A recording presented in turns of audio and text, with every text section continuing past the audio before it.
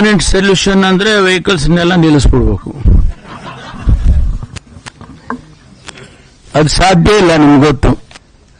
14,000 kilometre maintain ಮಾಡಬೇಕು, 44,000 intersections maintain ಮಾಡಬೇಕು, 400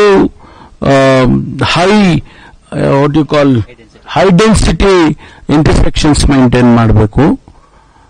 it is not an easy thing with the available infrastructure.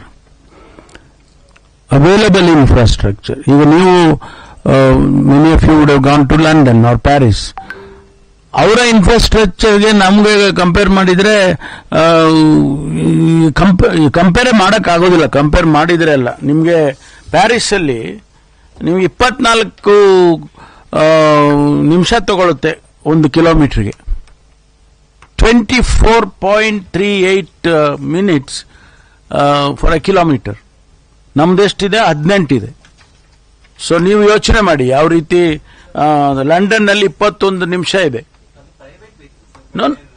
Not A private well, any vehicle movement ಅನ್ನ ಅವ್ರು ನಮ್ಮಲ್ಲಿ ಲೆಕ್ಕ ಹಾಕ್ತಾರೆ.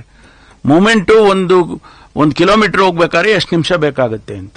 ದಟ್ ಮೀನ್ಸ್ ಆ ಮೂವ್ಮೆಂಟ್ ಇದೆಯಲ್ಲ, vehicular movement, it reflects on the vehicular movement. ಈಗ ಲಂಡನ್ ನಲ್ಲಿ ಪ್ಯಾರಿಸ್ ನಲ್ಲಿರೋಷ್ಟು ಇನ್ಫ್ರಾಸ್ಟ್ರಕ್ಚರ್ ನಮ್ಮ ಹತ್ರ ಇದೆಯಾ ಹೇಳಿ ನೀವು?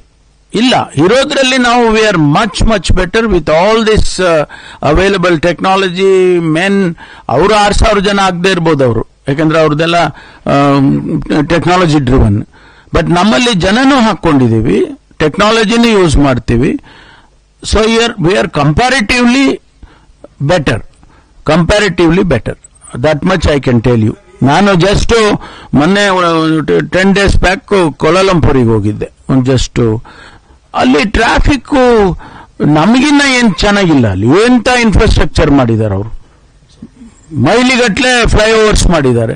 ಬಟ್ ಎಟ್ ಟ್ರಾಫಿಕ್ ಇಷ್ಟ ಇದಾಗಿ ಮೂವ್ ಆಗುತ್ತೆ. ನಾವು ನಮ್ಮ ಬೆನ್ನು ನಾವು ತಟ್ಕೋಬೇಕಷ್ಟೇ, ನಾವು ಚೆನ್ನಾಗಿ ಮಾಡ್ತಾ ಇದೀವಿ ಅಂತ.